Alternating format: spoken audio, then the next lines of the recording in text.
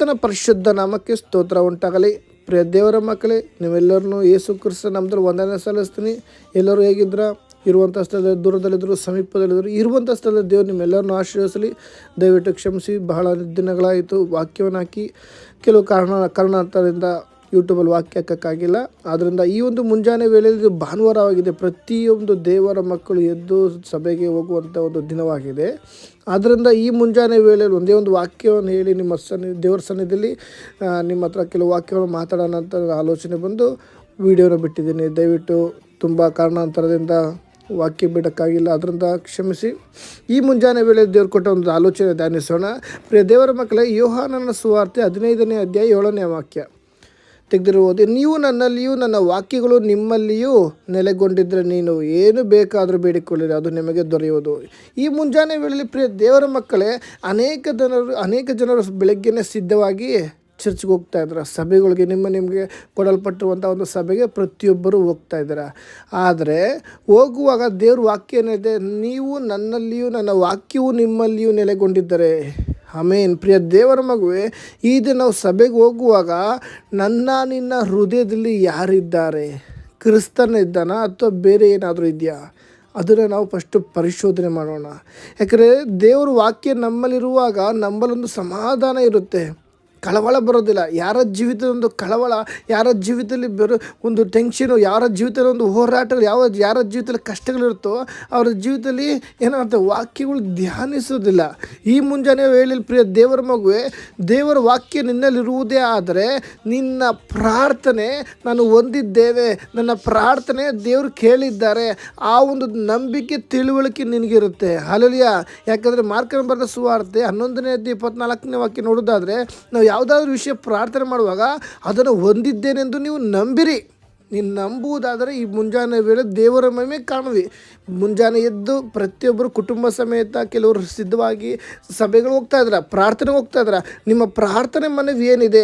ನಿಮ್ಮ ಪ್ರಾರ್ಥನೆಗೆ ಹೋಗುವಾಗ ನಿಮ್ಮ ಪರಿಸ್ಥಿತಿಗಳೇನು, ನಿಮ್ಮ ಇರುವಂಥ ಜೀವಿಸ್ತಿರುವಂಥ ಕಾಲಾವಕಾಶದಲ್ಲಿ ನಿನಗೆ ಬಂದಿರುವಂಥ ಹೋರಾಟಗಳೇನು, ಪ್ರತಿಯೊಂದು ಸಹ ನನ್ನ ದೇವರು ತಿಳಿದಿದ್ದಾನೆ.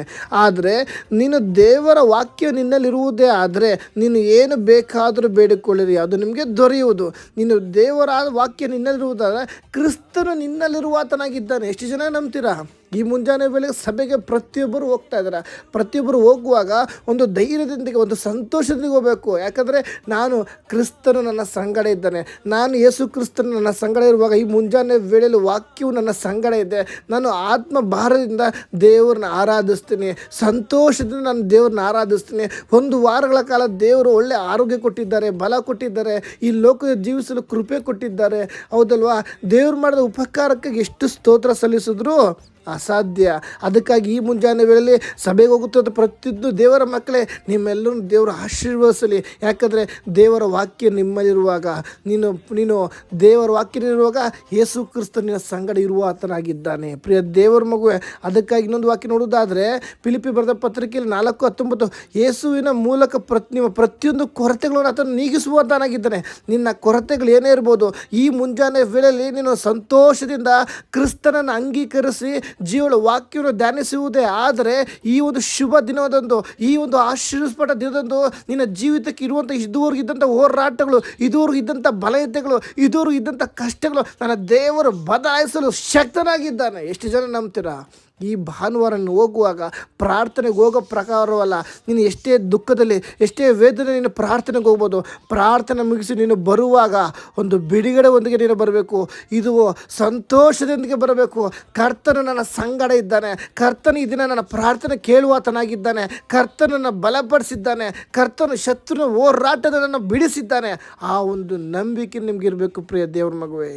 ಅದರಿಂದ ಈ ಮುಂಜಾನೆ ವೇಳೆಯಲ್ಲಿ ಯಾರ್ಯಾರು ಕುಟುಂಬದ ಸಮೇತ ವೈಯಕ್ತಿಕವಾಗಿ ಸಭೆಗೆ ಹೋಗ್ತಿದ್ರೋ ನಿಮಗೊಂದು ತಿಳುವಳಿಕೆ ಇರಲಿ, ನನ್ನ ಪ್ರಾರ್ಥನೆ ದೇವರು ಕೇಳುವಾತನಾಗಿದ್ದಾನೆ. ಈ ಲೋಕದಲ್ಲೇ ಜೀವಿಸುವಾಗ ಕುಟುಂಬದಲ್ಲಿರ್ಬೋದು ಅಥವಾ ಹೊರಗಡೆ ಇರ್ಬೋದು, ಸ್ನೇಹಿತರಿರ್ಬೋದು, ಅನೇಕರು ನಮ್ಮನ್ನು ನಿಂದಿಸ್ಬೋದು, ಕುಟುಂಬದಲ್ಲೇ ನಮ್ಮನ್ನು ನಿಂದಿಸ್ಬೋದು. ಆದರೆ ನಿನ್ನ ಪರಿಸ್ಥಿತಿಗಳ ಮಧ್ಯದಲ್ಲಿ ನಿನ್ನ ಕಣ್ಣೀರಿನ, ನಿನ್ನ ವೇದನೆಯನ್ನು, ನಿನ್ನ ಗೋಳಾಟವನ್ನು ನೋಡುವಾತನಾಗಿದ್ದಾನೆ. ನಿನ್ನ ಪರಿಸ್ಥಿತಿಯನ್ನು ಮಾರ್ಪಡಿಸುವಂತನೊಬ್ಬನಿದ್ದಾನೆ. ಈ ಮುಂಜಾನೆ ವೇಳೆ ನೀನು ಭಾನುವಾರ ಪ್ರಾರ್ಥನೆಗೆ ಹೋಗಿ ಬರುವಾಗ ಒಂದು ಸಂತೋಷದಿಂದ ಬರಬೇಕು. ಯಾಕಂದರೆ ದೇವರು ನನ್ನ ಪ್ರಾರ್ಥನೆ ಕೇಳಿದ್ದಾರೆ.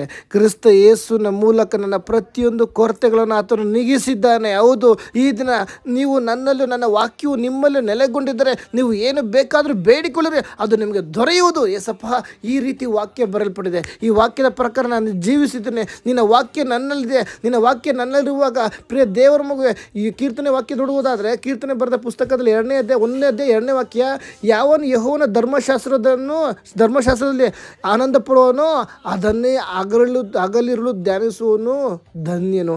ಅದಕ್ಕಾಗಿ ಈ ದಿನದಲ್ಲಿ ಪ್ರಿಯ ದೇವರ ಮಗುವೆ, ದೇವರ ವಾಕ್ಯ ನಮ್ಮಲ್ಲಿರುವಾಗ ನಾನು ನೀನು ದೇವರ ದೃಷ್ಟಿಯಲ್ಲಿ ಧನ್ಯನಾಗಿದ್ದೇವೆ.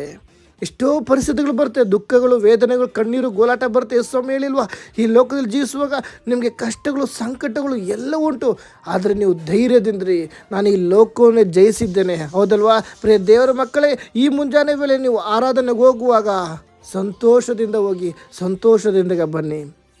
ಯಾಕಂದರೆ ನಿನ್ನ ಪರಿಸ್ಥಿತಿ ಮಾರ್ಪಡಿಸುವ ಆತನೊಬ್ಬನಿದ್ದಾನೆ, ನಿನ್ನ ಬಲಪಡಿಸುವ ಆತನೊಬ್ಬನಿದ್ದಾನೆ. ನಿನ್ನ ಎಲ್ಲರೂ ಕೈ ಬಿಟ್ಟಾಗ ನನ್ನ ದೇವರು ನಿನ್ನ ಕೈ ಹಿಡಿದು ನಡೆಸುವನಾಗಿದ್ದಾನೆ. ಹಾಲೆಲೂಯಾ, ನಿನ್ನ ಪ್ರಾರ್ಥನೆ ಕೇಳುವಾತನಾಗಿದ್ದಾನೆ. ಆತನೇ ನನ್ನ ಕರ್ತನಾದ ಯೇಸು ಕ್ರಿಸ್ತನಾಗಿದ್ದಾನೆ. ಆಮೇನ್. ಈ ಒಂದು ವಾಕ್ಯದ ಮುಖಾಂತರ ದೇವರು ನಿಮ್ಮೆಲ್ಲರನ್ನು ಆಶೀರ್ವದಿಸಲಿ. ಆಮೇನ್.